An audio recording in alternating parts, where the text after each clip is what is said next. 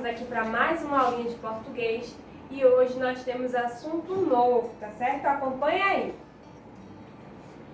Primeiro nós iremos ver as palavras escritas com ESA, tá certo? Com S no final e ESA também com Z, tá certo? E qual é a diferença entre uma e outra? Quando eu devo utilizar o Z ou o S? Primeiro nós iremos fazer a leitura do textinho que se encontra lá na página 297. Acompanhe aí, abre o livro didático, Beleza na Mesa, tá certo? De Jonas Ribeiro. Então vamos lá. Dona Teresa prova que beleza vai para a mesa, com o toque de uma simples cereja, e sobremesa vira um banquete da realeza. Não há quem não veja a delicadeza e a limpeza que Dona Teresa coloca na bandeja. Até mesmo um bife à milanesa e um chá de carqueja podem ir com beleza para a mesa da Vossa Alteza. É o que aprova a Dona Teresa com a sua fineza e esperteza. Então percebam que a maioria das palavras que estão no texto tem essa terminação, né? ESA. Mas aí, quando é que eu devo utilizar o S e quando eu devo utilizar o Z? É o que iremos ver agora. Eu utilizo o S no final toda vez que a palavra indicar uma origem, uma nacionalidade ou um título, tá certo? E eu utilizo o Z quando a palavra é derivada de um adjetivo, tá bom? Por exemplo,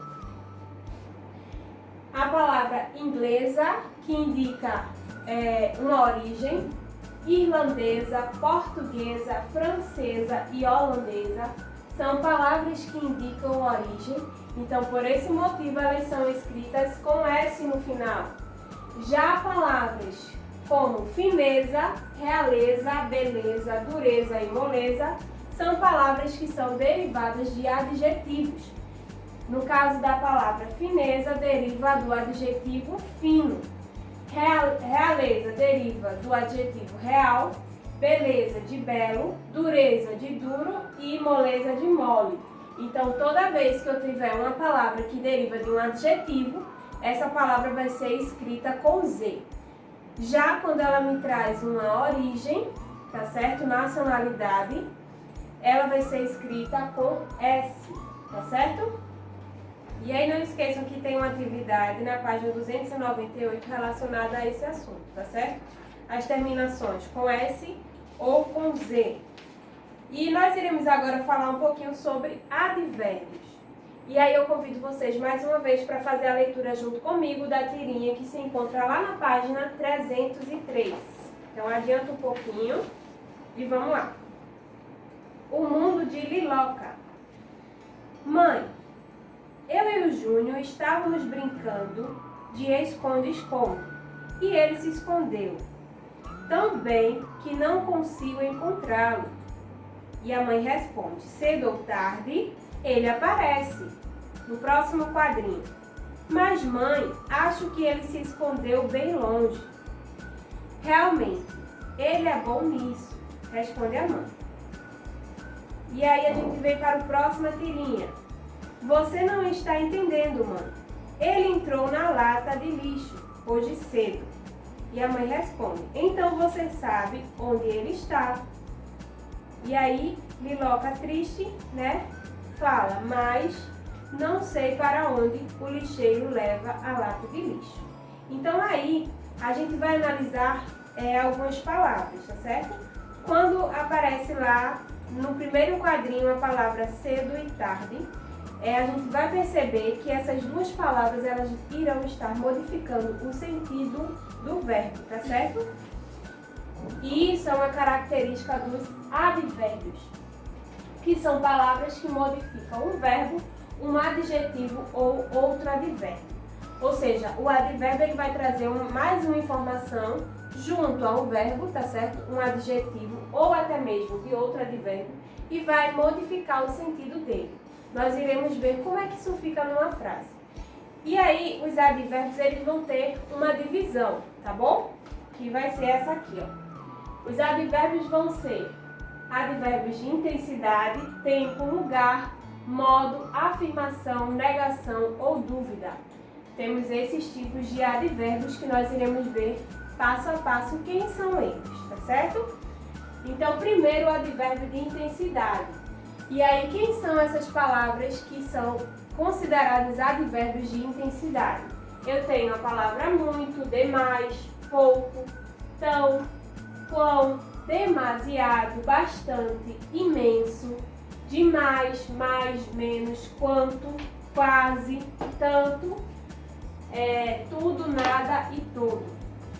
Também vocês irão identificar uma tabelinha na página 304 que tem todos esses advérbios, tá certo?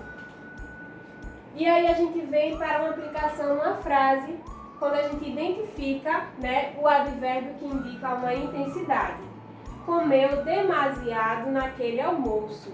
Então, ele comeu demasiado. Então, a palavra demasiado está trazendo uma ideia de intensidade, tá certo? E vai estar trazendo também uma informação a mais ao verbo comer, tá certo? Comeu demasiado. Então, aqui eu tenho um advérbio que indica a intensidade. Então, é um advérbio de intensidade, ok? Segunda frase, ela gosta bastante dele. Então, eu tenho mais um advérbio aqui, sublinhado, que está trazendo uma informação a mais ao verbo gostar, tá certo? Gosta bastante. Bastante me dá uma ideia de intensidade. Então, aqui eu tenho dois advérbios de intensidade. E aí temos também os advérbios de tempo, que são hoje, já, afinal, logo, agora, amanhã, a miúde, antes, ontem, tarde, breve, cedo, depois, enfim, ainda, jamais, nunca, sempre, inúmeros advérbios de tempo, tá certo? E aí a gente vai ver a aplicação em uma frase também. Ontem estivemos numa reunião de trabalho. Eu tenho a palavra ontem, tá certo? Que está me indicando qual foi o tempo que aconteceu. Então, eu tenho aqui um advérbio de tempo. Ontem estivemos, tá certo? Esse advérbio está trazendo uma informação a mais para o verbo estivemos, ok? Então, ontem estivemos numa reunião de trabalho. Traz mais uma informação. Sempre estamos juntos. Então, eu identifico aqui mais uma vez um advérbio que está trazendo mais uma informação ao verbo estar, ok? E me dá a ideia de tempo, por isso é classificado o advérbio de tempo. Já os advérbios de lugar são esses aqui. Aí, aqui, acolá, cá, ali, adiante, abaixo, embaixo, acima, adentro, dentro, afora, fora, de fora e os demais, tá certo? E aqui eu trouxe mais dois exemplos para a gente poder identificar. Minha casa é ali. Então eu tenho que é um verbo, o verbo ser, e ali, que vai ser meu advérbio de lugar, vai estar me indicando um local. Minha casa é ali. Então eu tenho aqui um advérbio de lugar. O livro está embaixo da mesa, também está me indicando um lugar, uma posição. E aqui ó, ele está próximo, junto ao verbo estar. Então aqui eu tenho mais uma vez a presença de um advérbio que indica um lugar, ok? E os advérbios de modo são esses: bem, mal, assim, melhor, pior, depressa, devagar, assinte, debalde e grande. Então, são vários advérbios de modo, tá certo? E aí eu trouxe duas frases também para a gente poder analisar. Fui bem na prova. Então, ele está me indicando o modo como foi que eu me saí na prova. Eu fui bem. Poderia ter me dado mal na prova? Eu fui mal na prova. Também vai me dar uma ideia de modo. Então, fui, que é o verbo ir, tá certo? Bem, que é o meu advérbio que indica um modo. Estava andando depressa por causa da chuva. Então, a palavra depressa está me indicando como foi a forma que eu estava andando. Então, esse advérbio aqui, depressa, está indicando o modo como eu andava, ok? Então, está relacionado ao verbo andar, está trazendo mais uma informação, ok? E aí temos os advérbios de afirmação, que são sim, deveras, indubitavelmente, decididamente, certamente, realmente, de certo, certo e efetivamente. São advérbios que indicam a afirmação. E aí nós iremos ver agora a aplicação na frase.